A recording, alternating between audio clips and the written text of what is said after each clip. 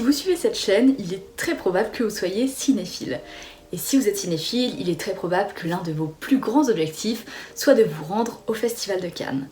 Et bah ça tombe bien, parce que depuis 2018, un programme permet aux plus jeunes de s'y rendre. Bonjour à tous, j'espère que vous allez bien.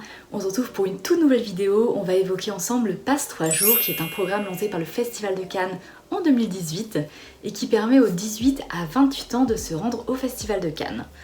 En effet, cette grande messe du cinéma, on peut uniquement y accéder sur accréditation. Alors évidemment, des personnes parviennent à obtenir des places en les demandant à l'entrée des séances, mais officiellement, pour accéder aux séances, il faut une accréditation. Des accréditations qui, à l'origine, sont seulement destinées aux professionnels du cinéma, que ce soit des attachés de presse, que ce soit des producteurs, que ce soit des journalistes. Bref, le public lambda, entre guillemets, n'est pas supposé s'y rendre. Ça, c'était avant 2018, donc, où le Festival de Cannes a décidé de lancer ce fameux programme, ce Pass 3 jours.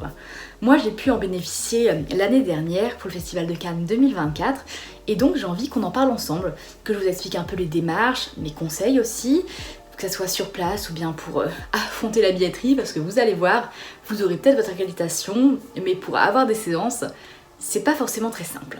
Alors déjà peut-être, avant de parler du Pass, il faut parler du Festival de Cannes. Le Festival de Cannes, il y a plein de facettes différentes, à commencer par la compétition officielle. La compétition officielle, c'est donc une sélection d'une vingtaine de films, un peu plus, qui sont présentés tout au long du festival, et ce sont ces films en fait qui seront en lice pour la Palme d'Or, pour les différents prix en fait, pour les prix d'interprétation, pour la Palme d'Or, pour le Grand Prix du jury, bref, ce sont vraiment les films qui s'affrontent, qui sont en compétition les uns contre les autres. En parallèle, on a d'autres sélections. Alors je vais pas toutes vous les faire, mais très brièvement, on a par exemple Cannes Classique qui met à l'honneur des films de patrimoine restaurés. On a la sélection Un certain regard, qui là propose des films assez singuliers. Un certain regard, on est plus sur des premiers films de réalisateurs ou vraiment des réalisateurs qui sont émergents. On a aussi la catégorie hors compétition, où là on est plutôt sur des gros films à succès, vous voyez, ou en tout cas des films qui s'annoncent comme des blockbusters. Cette année on avait Le Comte de Monte Cristo, on avait Mad Max Furiosa, donc voilà, c'est pour vous donner une idée du genre de film qu'on peut avoir dans cette sélection. On a aussi Cannes Première, donc là pour le coup ce sont des projections de films qui sont supposés avoir un pas de côté, de réalisateurs importants je veux dire, mais qui sont un peu différents de ce qui se fait à l'accoutumée. Par exemple cette année on avait Miséricorde d'Alain Guiraudy, ou bien encore En fanfare d'Emmanuel Courcol, ainsi que le roman de Jim des frères Larieux. Autre catégorie aussi que moi j'aime beaucoup, ce sont les séances de minuit, où là pour le coup les séances se tiennent à minuit, comme son nom l'indique, et l'idée c'est de projeter des films de genre, donc soit des films d'action bien vénères, soit des films d'horreur, soit des films un peu trash. Voilà, c'est vraiment des séances à minuit où c'est un délire, mais je trouve ça assez exceptionnel. Voilà comment ça se passe au Festival de Cannes. La grande majorité de ces séances, elles se situent sur la Croisette ou aux alentours. Cependant, face au nombre de candidats et au nombre de jeunes plus importants qui participent au festival du fait de leur Pass 3 jours, le Festival de Cannes a investi le Cinéum, qui est un cinéma situé à une trentaine de minutes à peu près de la ville en bus, même si en réalité des fois tu passes 1 heure dans les bouchons parce que y a beaucoup trop de monde, donc voilà, il faut prévoir ce temps d'attente, mais sachez que il est fort probable, il est même très très probable que si vous avez un Pass 3 jours, vous vous retrouviez non pas sur la Croisette, mais au Cinéum. Et donc c'est un temps de route à prévoir. C'est vrai que le Cinéum c'est une installation qui est très moderne, c'est un cinéma tout récent, immense, avec vraiment des bars à bonbons, des bars à popcorn, il y a un Five Guys dans le cinéma, je veux dire, il y a de quoi faire, vous pouvez passer la journée entière là-bas. Mais voilà, c'est important de savoir que si vous allez pour le Pass 3 jours, très probablement que vous aurez plus de cinéum que le front de mer. Le Pass 3 jours donc permet d'accéder, comme son nom l'indique, pendant 3 jours au Festival de Cannes à travers 3 sessions différentes. En général, la première session prend place pendant le premier week-end du festival, la seconde lors de la deuxième semaine, du lundi au mercredi, et puis la dernière lors de l'ultime week-end du festival. Moi, ma recommandation, c'est de prendre la session du milieu, pour la simple bonne raison que c'est encore là que les célébrités qui étaient présentes la première semaine sont encore présentes, les nouvelles viennent d'arriver, on a des premiers retours sur les films, donc vous pouvez déjà savoir un peu ce qui vaut le coup, ce qui vaut pas le coup. Moi typiquement l'année dernière, j'avais entendu beaucoup de mal de Parthénopée, pour lequel j'avais une place. J'ai fait sauter ma place pour Parthénopée quoi. Je me suis dit je vais pas m'infliger ça alors il y a plein d'autres films qui ont l'air super. Donc à la place j'ai pas été voir un film, j'étais voir La Montée des Marges du Comte de Monte Cristo. Idem, je devais avoir une place pour Les Femmes au balcon. À la place je suis descendue voir Sébastien Stan sur la Croisette. Parce que je préférais voir Sébastien Stan que Les Femmes au balcon dont les retours étaient négatifs. Donc voilà, ça vous permet de faire un choix. Première semaine, je pense que ça peut être sympa, mais c'est les débuts, je veux dire, les gens sont encore frais, etc. Mais non, moi j'aime bien cette idée-là du milieu. Après, pour la fin, pour le dernier week-end, la 3e session, il y a une programmation spéciale qui est organisée pour les passes 3 jours, avec vraiment tous les plus grands films c'est les plus grands films du festival en fait qui sont diffusés, ceux qui ont reçu des prix, ceux qui se sont démarqués. Donc c'est vrai que là vous avez vraiment une sélection du meilleur du festival. C'est pas mal, c'est des séances qui sont vraiment réservées aux passes 3 jours, donc vous êtes à peu près certain d'avoir votre place. Moi, je vous conseille, si vous voulez vraiment vivre pleinement l'expérience du festival, c'est d'aller le lundi. C'est vrai que le dernier week-end, une fois la cérémonie passée, les gens sont partis. Désormais, on va passer à la demande d'accréditation qui est en fait très simple. Il faut donner des pièces d'identité et surtout, si c'est votre première demande d'accréditation, il faut faire une lettre de motivation dans laquelle vous parlez de votre passion pour le cinéma. Moi à l'époque, donc j'avais parlé évidemment de ce que j'aime dans le cinéma, mais j'avais aussi mis en avant ma chaîne YouTube, forcément. Après, je pense pas, enfin non c'est même pas je pense, je sais, puisque j'ai vu des gens qui n'avaient pas forcément de compte sur les réseaux, ce genre de choses, candidater. L'idée c'est vraiment de faire la part belle à des jeunes qui sont passionnés de cinéma. Donc mettez en avant votre amour de cet art et si cette passion-là se ressent dans vos mots, ça devrait marcher. Il n'y a pas de raison que ça ne marche pas. Sachez aussi que une participation, alors pour la contribution environnementale, voilà pour les frais que vous allez engranger vis-à-vis de l'environnement dans le festival, voilà, pour compenser cette part d'émissions carbone, eh bien vous payez la somme d'une vingtaine d'euros à peu près au moment de votre accréditation. Donc non, l'accréditation à Cannes n'est pas gratuite puisque concrètement vous avez cette part-là à payer au moment où vous candidatez. Une part qui vous est remboursée évidemment si vous n'êtes pas accepté. Parce que vous ne serez pas le seul à aller au festival de Cannes. Et à Cannes, ce qui est compliqué, c'est de trouver un logement. Alors, moi j'avais opté pour l'auberge Bananas Camp. Alors j'avais payé, il me semble, 250-300 euros pour genre les 4 nuits. C'était très cher pour ce que c'était, mais j'avais réservé à la dernière minute. En fait, j'avais pas prévu d'aller à Cannes et bref, voilà, ça s'est fait comme ça. Mais toujours est-il que c'est vrai que ça a coûté assez cher. Mais l'avantage, c'est que cette auberge-là, elle était située genre à moins d'1 kilomètre de la Croisette. Et donc, Cannes, il fait très chaud. Et il est vrai qu'avant, entre 2 séances, quand on a genre 1h30 de battement, c'est agréable de pouvoir aller se poser à l'auberge, de se rafraîchir un peu, de changer de tenue si besoin, et puis de repartir.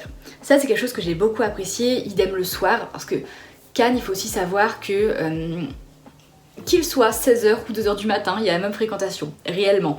Moi, je suis sortie d'une séance de minuit à 2h30, la ville était bondée, quoi. C'est vrai que ça m'a étonnée, mais la vie nocturne à Cannes est très importante. Donc, en termes de sécurité, ça le fait, ne vous en faites pas.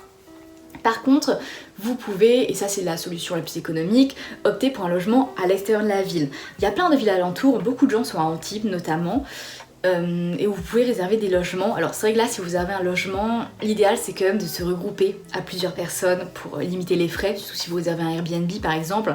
C'est vrai que si vous y allez seul, l'auberge c'est bien. Moi je connaissais personne, en tout cas quand j'ai fait ma demande d'accréditation, quand j'ai réservé mon logement, c'est vrai que j'avais pas prévu de retrouver des amis. C'est ce qui s'est passé sur place, mais voilà, initialement j'avais prévu d'être seule, donc c'est pour ça que j'ai opté pour l'auberge. Autrement, c'est vrai que si vous êtes plusieurs, vous pouvez prendre un logement un peu plus loin.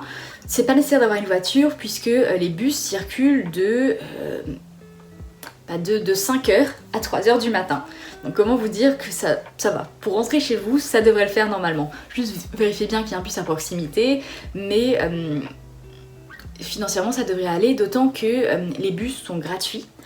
Alors vérifiez les navettes, mais parce qu'il y a certains bus c'est pas le cas, mais vous pouvez bénéficier de la gratuité dans les bus avec votre accréditation. En l'occurrence, vous pouvez bénéficier de la gratuité sur les transports en commun Palmbus, qui est vraiment l'opérateur principal des transports en commun à Cannes, et notamment la ligne Palm Express A, qui en fait relie le centre-ville de Cannes au Cinéum.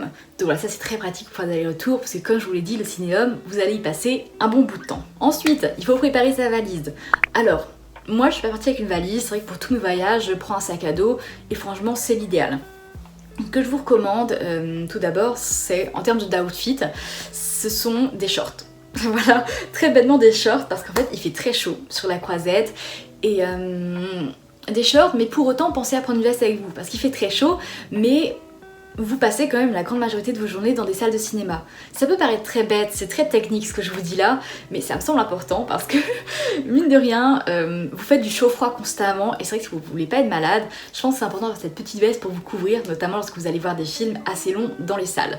Idem, les soirées s'étirent à Cannes et même s'il fait très très bon, on peut avoir froid, d'autant qu'on est en bord de mer. Concernant le dress code pour les séances de gala, qui ont lieu à 19h et 22h, ce sont donc les séances où les films de la compétition officielle sont projetés pour la première fois. Ça a lieu dans le grand amphithéâtre Lumière, donc dans le grand théâtre, pardon, Lumière. Donc là, pour le coup, on est vraiment dans une salle, je veux dire, immense, avec plusieurs milliers de spectateurs. C'est la salle mythique du Festival de Cannes, avec la montée des marches. Si vous parvenez à avoir des places pour ces séances, là, il faut vous mettre sur votre 31. Pour les hommes, c'est un smoking avec nœud papillon ou bien une tenue de soirée. Pour les femmes, par contre, c'est soit une robe de cocktail, un tailleur de couleur sombre, un top habillé avec un pantalon noir, une robe noire, un costume noir ou bleu nuit avec nœud papillon. Je vous lis tout simplement la liste, j'ai sous les yeux vraiment la liste officielle sur le site du festival. Ils demandent aussi des chaussures élégantes avec ou sans talons, les baskets sont interdites. Donc vous voyez, moi par exemple l'an dernier, je suis venue avec des baskets, juste une paire de Converse dans ma valise. Bon, j'avais pas de place pour les séances de gala, mais si ça avait été le cas, j'aurais pas pu y assister. J'aurais dû acheter des chaussures, parce que mes Converse n'auraient pas été admises. Enfin, on n'a pas le droit de se présenter avec un sac à dos, un tote bag ou bien un grand sac. Autrement dit, je pense que vous pouvez abandonner l'idée de prendre une gourde par exemple pour ces séances. Sinon, concernant toutes les autres séances, y compris par exemple les séances de minuit qui se tiennent dans le grand théâtre Lumière, vous pouvez venir en tenue normale. Moi je suis venue en jean, chemise et paire de Converse, il n'y a pas de problème. Ça y est, votre valise est prête, vous avez votre logement, vous avez votre accréditation. Maintenant, vous allez au Festival de Cannes. Mais je vous l'ai dit en introduction, c'est pas pour autant que vous allez avoir des places pour vos séances, puisque là, faut être au taquet. Faut être au taquet, grâce à votre accréditation, en fait, vous avez accès à la billetterie. En effet, pour accéder aux séances, il faut pas juste une accréditation, il faut un billet pour aller voir le film. Il faut réserver votre place pour le film. Et ça, ce sont les Hunger Games, réellement. Puisque chaque année, on a entre 35 000 et 40 000 festivaliers. Vous n'êtes pas les seuls à vous battre pour vos billets. Et ouais, c'est assez ardu. En fait, pour vous expliquer un peu le fonctionnement de la billetterie, elle ouvre 4 jours avant le jour en question. Donc si vous venez le lundi, la billetterie pour le lundi ouvrira, vous m'avez compris, le jeudi. Pour la journée du mardi, la billetterie ouvrira 4 jours avant, le vendredi. Le mercredi, la billetterie ouvre le samedi. Donc voilà, en sachant que la billetterie n'ouvre pas aux mêmes heures pour les professionnels et pour la plèbe, finalement, la plèbe dont je fais partie, clairement. En fait, les professionnels ont accès à la billetterie à partir de 7h du matin. Autant vous dire que, évidemment, que la presse, en premier lieu, va se jeter sur les séances de gala, ce qui est normal, je veux dire. Donc, toutes ces séances, avec typiquement le Comte de Monte Cristo, avec la montée des marches, etc., vous doutez bien qu'elles vont être prises d'assaut. Et les festivaliers plus classiques, en fait, donc les personnes qui, comme vous et moi, ont une accréditation passe 3 jours, forcément, ils viennent après. Et pour eux, la billetterie, pour nous, la billetterie ouvre à 9h du matin, ce qui fait qu'il y a beaucoup moins de séances. Maintenant, vous avez compris à peu près comment ça fonctionne, donc je vais vous donner mes astuces pour optimiser au maximum et faire en sorte d'avoir les séances que vous voulez. Bon, déjà, ayez des bons contacts. Peut-être qu'il va rire probablement s'il voit cette vidéo, mais à chaque fois je le remercie, il doit en avoir marre, mais je suis tellement reconnaissante envers cette personne, cet abonné qui m'avait gentiment proposé, parce qu'il avait une accréditation presse, il m'avait proposé de me prendre des places et ça m'a permis d'assister à la première d'Enfants Phares avec l'équipe du film, à la première mondiale d'Anora. Non mais maintenant que le film a la Palme d'Or, maintenant qu'il a été sacré aux Oscars, j'en reviens toujours pas que j'ai vu ce film vraiment parmi les premiers spectateurs au monde quoi. Donc ouais, tout ça j'aurais pas pu le faire sans cette personne. Donc c'est vrai que si vous avez des bons contacts, ça peut être sympa parce que les billets, vous pouvez vous les échanger entre vous. Donc là-dessus, c'est très pratique parce que c'est vrai que quand une personne ne peut pas, par exemple, être occupée pendant 2-3 heures, elle peut réserver un billet et vous l'envoyer. Vous envoyez le QR code, vous le présentez, il n'y a pas de problème. D'ailleurs, c'est ce qui se passe beaucoup avec ces fameuses personnes qui n'ont pas d'accréditation, qui attendent en dehors du palais de festival, et puis qui, vous savez, demande « Tiens, tenez, je veux une place pour telle séance », hop, s'il s'avère que quelqu'un a effectivement sa place pour cette séance-là et qui compte pas y aller, il peut donner sa place à cette personne qui pourra rentrer quand bien même elle n'a pas d'accréditation. Mais bon, c'est vrai que si vous voulez pas faire le pied de grue devant le palais de festival, l'idéal c'est soit d'avoir des bons contacts, soit d'écouter mes conseils. Écoutez, moi ce que je vous conseille déjà, c'est de vous pencher sincèrement sur la liste des séances, puisque quelques jours avant l'ouverture du festival, l'organisation publie sur son site vraiment toutes les séances, avec les séances avec équipe, les séances plus normales, et donc moi ce que je vous conseille c'est de lister celles qui vous intéressent. Moi mon conseil c'est vraiment vous les notez, vous mettez 2-3 séances par créneau, par tranche de 3 heures, et si vous n'avez pas votre premier vœu parce que le film est déjà réservé, tous les places sont partis, c'est pas grave, vous vous rabattez sur les séances du dessous, sur les autres séances que vous aviez prévues au cas où. Faut aussi être réaliste, sincèrement, soyez réaliste parce que typiquement la journée du mercredi, je savais que quand la billetterie ouvrirait, je n'aurais pas des places pour la première mondiale du Comte de Monte Cristo quoi. Évidemment que j'en aurais pas, je veux dire c'était l'un des phénomènes du festival. Donc j'ai décidé de partir sur une séance qui m'intéressait tout autant, ou presque tout autant, la projection de Viol en première page. Pardon, je cherchais le titre, je ne l'avais plus en tête. La projection de Viol en première page de Marco Bellocchio, en présence de Marco Bellocchio. Où là je me disais que la séance, il y aurait du monde probablement, mais ça serait plus facile d'avoir une place. Et effectivement, que la billetterie a ouverte, et il y avait une place, il y avait des places encore pour ce film-là. Donc ça c'est important, c'est vraiment important d'être réaliste parce que si vous, quand la billetterie ouvre, je vous dis c'est le Hunger Games, tout va très très vite, ça se passe en 2-3 minutes à peine. Moi je me souviens, je travaillais dans mon média, dans mon journal à ce moment-là, et vraiment je prévenais ma rédactrice en chef et mes collègues en leur disant écoutez, à 9h la billetterie de Cannes ouvre, pendant 5 minutes je suis absente, et ils étaient adorables, ils me laissaient vraiment me concentrer sur la billetterie, prendre mes séances, et voilà, c'était 5 minutes de stress, 5 minutes de rush. De toute manière, sachez-le, les séances sont grisées quand elles sont réservées. Donc là-dessus, ça vous aide assez facilement. Idem, quand vous avez réservé une séance à certains créneaux horaires, toutes les autres séances au même créneau sont également grisées. Donc ça fait que déjà visuellement, vous voyez les séances qui restent. Ça, c'est assez facile. Ça, c'est ce qui concerne les séances. Sachez aussi que si vous n'avez rien le soir, vous pouvez aller vous consoler au cinéma de la plage, qui est tout simplement un écran géant installé sur la plage avec plein de transats. Alors, l'écran donne sur la Croisette, donc même si vous êtes, moi par exemple, pour la soirée Ghibli, parce qu'il y avait une soirée avec plusieurs films Ghibli qui étaient projetés, j'avais pas accédé à la plage parce que c'est un parc fermé, j'avais pas envie de passer la sécurité, d'aller m'installer sur un transat et tout. Je m'étais assise tout simplement sur l'un des murets en fait, en haut de la plage, et puis je voyais très bien l'écran. Donc ça c'est quelque chose dont tout le monde peut profiter, y compris les gens qui n'ont pas d'accréditation, et si vous venez à Cannes sans accred, c'est un bon moyen de voir des films. D'autant que, là je vous parlais des Ghibli qui sont des films de patrimoine, mais on a aussi des avant-premières en présence d'équipes du film, donc oui, il y a des choses à voir de ce côté-là également. Voilà pour mon petit conseil. Voilà ce que je peux vous dire pour le Festival de Cannes. Évidemment, je pense qu'il y a plein de choses que j'ai oubliées. En tout cas, n'hésitez pas à me dire en commentaire si vous avez des questions. Je me ferai un plaisir de vous y répondre, évidemment, parce que je pense qu'il y a plein d'aspects que j'ai pas balayés. Là, je me suis replongée dans mes notes de l'année dernière, et puis j'ai fait 2-3 recherches à gauche à droite. Je me suis replongée dans mes souvenirs. Mais n'hésitez pas, si vous avez besoin d'aide, je suis là. Sur ce, je vous dis à la prochaine.